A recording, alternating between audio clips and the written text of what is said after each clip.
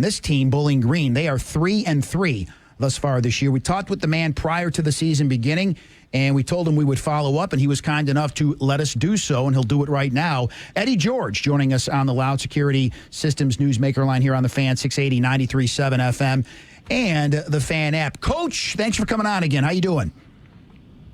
Man, I'm doing great, brother. Can't complain, man. Just getting ready to play another hard-fought battle in the MAC. We got Central Michigan coming up this weekend, and just getting the guys ready to rock and roll, man. Eddie, 6 games in, thinking back to your thoughts when you first got the job, what did you get right, and maybe what did you get wrong about what the job actually is? I never looked at what I got right or got wrong. I look at what's been given and what I have to do.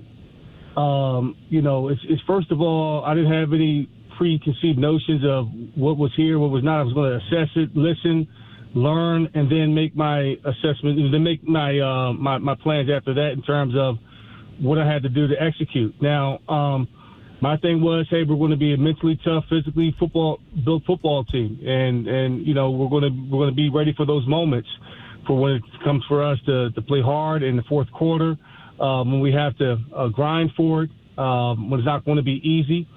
And I'm just finding out, though, our defense is playing well. Our offense is sputtering. We're coming along. And here's the thing, we're 3-3. We have not scratched the potential of what we can really do. And that's the encouraging part about it. We've learned every single week through our losses. We've learned, and we're continuing to grow. We have to be more consistent, and we've got to be more detail-oriented in our work and how we approach each and every single week. What's been the biggest challenge for you as a head coach, really, for the first time? Well, I was a head coach 4 years ago at Tennessee State. Right, so I apologize. This isn't necessarily my – yeah, so it's cool. But every year is a learning lesson. In year 5, it's quite different. I see the game differently. The preparation is different, meaning that my eye is looking more toward situational ball, how we're scheduling practices, I need to scale things back. So it's really based off of discernment. It's not like a set schedule, so you have to be flexible and look at your team, understanding your team, what their needs are in that current moment, and when to back down, when to push forward, when to take the pads off. Just really be intentional about everything that you do. So that's it. That's what I've learned in year 5. Have you been fortunate enough, because every coach we've ever talked to in every sport, but especially in football, if you are blessed to have your best players be your hardest workers, that you couldn't, that if you were going to start one place as a coach, we've heard that would be the place you would love to start. Are you fortunate enough to have that? Some of the more talented guys being the ones who are not only leaders, but they go a little bit above and beyond, proving to everybody else that this work needs to be done? Well, getting here in the spring, we had to assess who those players were. We don't necessarily we have a young football team. So I don't necessarily go after the best players. I go after the team as a whole. I try to identify those guys that have great leadership traits. I'm big on leadership and developing leaders. And that's a big thing for me. Is just not, getting your talented guys to buy in. I don't look for buy-in from anybody. That's a renter's mentality. I look for ownership. You got to take ownership into the culture. You have to live it, breathe it, really immerse yourself into it for it to really work. And the beautiful thing about that win last weekend was guys really saw the fruits of their labor of actually owning it, keeping the locker room clean, living out our ethos each and every single day, being held accountable. The moment you walk in that building, the time that you leave, the time you go to the classroom, you're held at a high standard. And we hold these guys accountable to that. They hold themselves accountable to that. So we're seeing that part. But it is important that you have your best players have ownership in it, because if they don't, you can't get the younger guys to follow suit.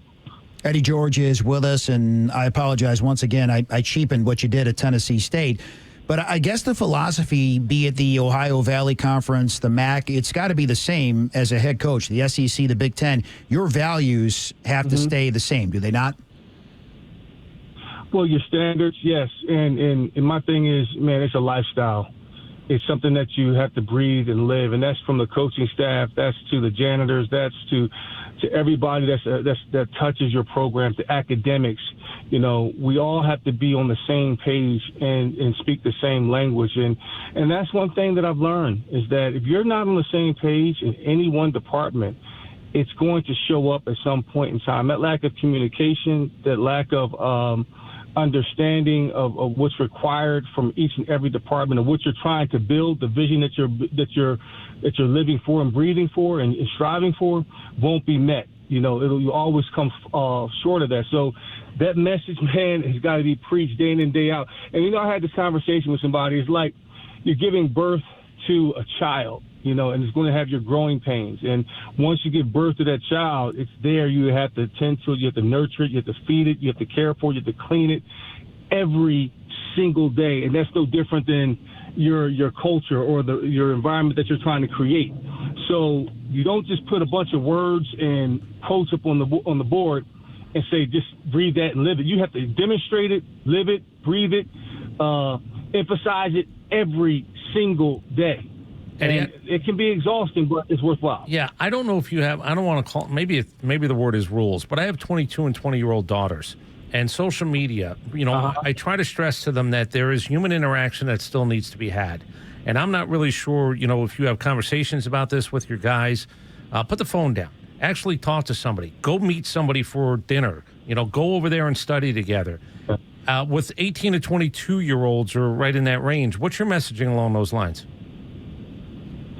Well, the messaging is really getting to know one another, and we invested a lot of time in that from the day I got here. I'm very intentional about guys hearing each other's stories. You know, we spent a lot of time during a training camp doing just that, an hour every night after practice, just hearing stories from different guys, from coaches, from admin, from everybody who gets up in the front of the classroom to tell a little about themselves. And you get emotional. You realize that there are certain things that you didn't know was holding you down. So my thing is vulnerability is a big thing. And I think the best coaches learn to be vulnerable. Like, hey, I've made mistakes.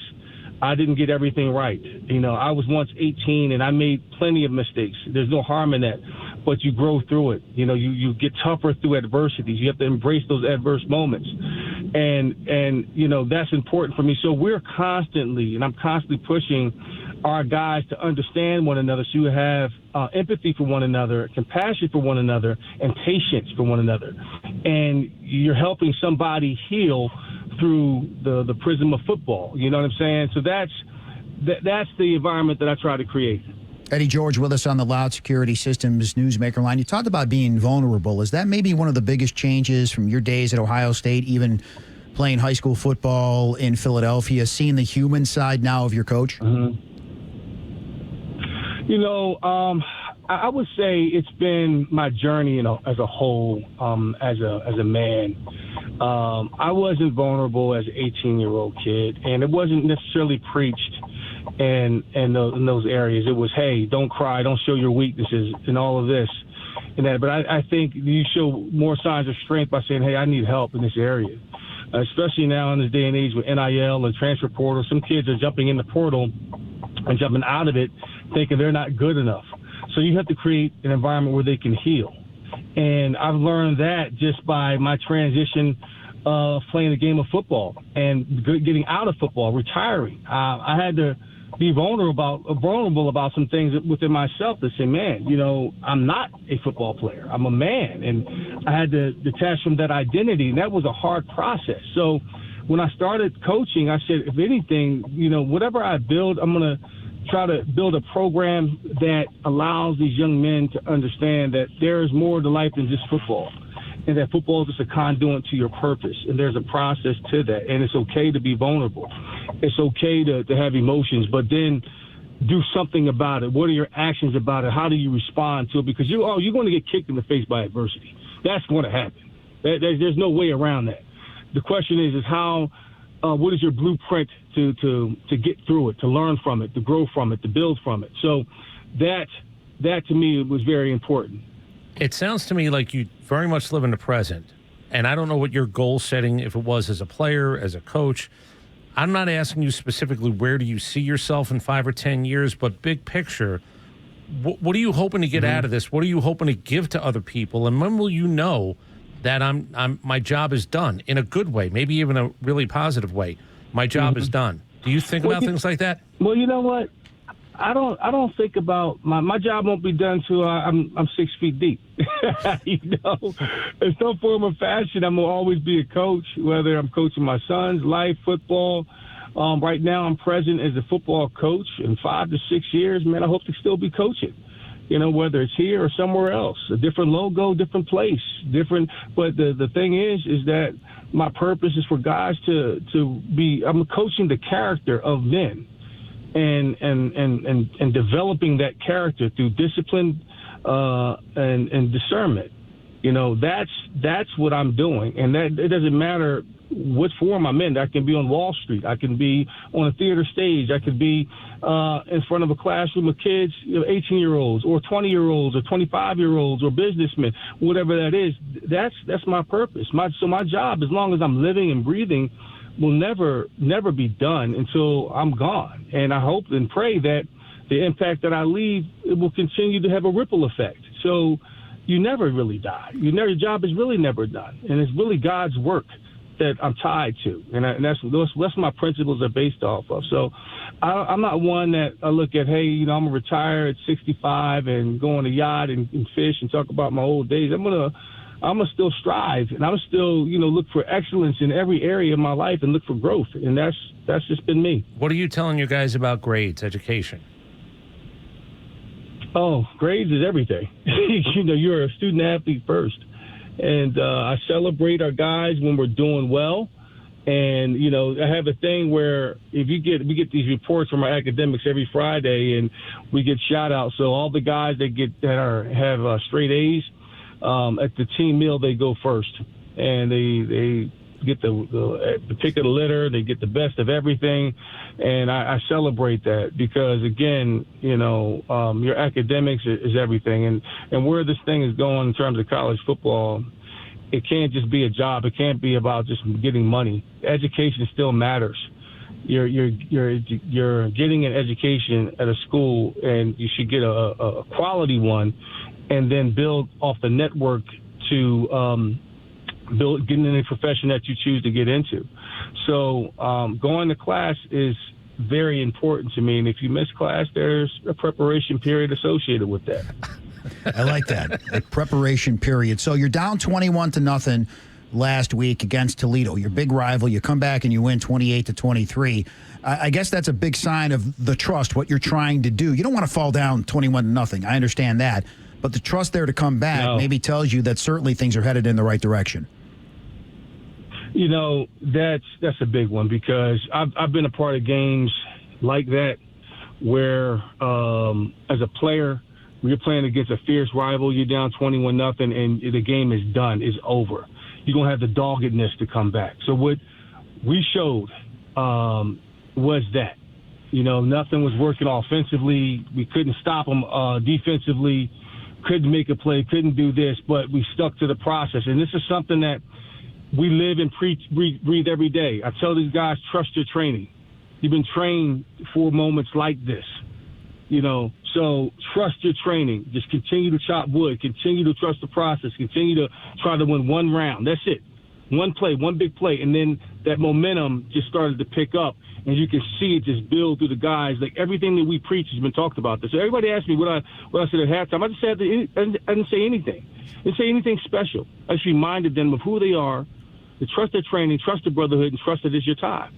And when you really believe that, and you really have gone through that, and you've lived it in the lifestyle, and you start to see good things happen as a byproduct of that. Now we had some great favor. But I think guys are now starting to understand what it is to be a Falcon in this regime. Eddie, have you sat around with, let's just say, either your college teammates or guys who your age, who played college football at the same time, and has the conversation ever come up about getting paid, where you either can joke about it and say, man, I would have been worth, or Johnny, you would have been worth. You sound like the type of guy that doesn't want to bemoan the fact that wasn't afforded to you back then, because you sort of sound like the type of guy that said, I don't know if everything would have gone the same way, because everything is a variable at this point, is it not? No question. I mean, everything matters, good and bad. It's built to define you, to define your character, to expose some things in you that you have to work on as a man. And I wouldn't be who I am if it wasn't for that. I mean, money comes and goes. Money does not solve everything. You can't just throw money at something and think that's the end-all be-all. In fact, I think it can hinder a kid. You see, college kids now, they're getting paid millions of dollars in NIL. When you get punched in the mouth in the fourth quarter, guess what? You know what? Hey, I got a fat bank account I can go home to. And that's a pro mentality. So, and I've seen it on the professional level. And we're talking about 17, 18-year-old kids. You expect them to fight through adversity and to learn through adversity when we give them an out with money and a transfer portal? So without those lessons for me personally, without the money, learning how to survive without it has helped grounded me. And money comes and goes. And listen, money is the next thing closer to air in terms of priorities. All right, we all need it, but I think there's some lessons learned that you have to go through. You have to allow yourself to go through that. You just can't hide behind a dollar amount. For those who don't know, you actually, when you talked about being on stage, literally being on stage on Broadway, is there a role that you look around now? Do you think you have one more of those in you, and is there a specific role? I don't know, man. I'm big on Shakespeare, so there is one, probably Richard III. This seems like a fun role to play. He's got a lot of heavy, rich monologues, and he's misunderstood. So that's probably one I would look at if I ever got back on stage again. But that everything has a season, and what acting taught me again, man, is a couple things that's helped me as a leader and as a coach. Is one, the ability to be vulnerable, to tell the truth in imaginary circumstances. And that's what I tell my guys, and I'm very transparent with that. And the ability to listen. The greatest actors on the planet have the talent of listening. And when you listen, you allow it to land. And when it lands, then you respond with whatever verbiage you have to use in a truthful way.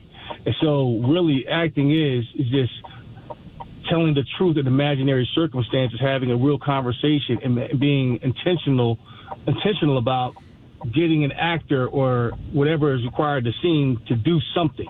You're always doing something to the audience, to your fellow actor, to move the scene along, to make it rich and palatable. So that's what I've learned. That's what I've translated to my coaching style. Well, from Richard III to Central Michigan, noon kickoff on the CBS Sports Network this upcoming Saturday. Eddie George, best of luck. Thanks for coming on. And hopefully when all is said and done, we can check in again with you. Thank you, buddy. Have a great weekend.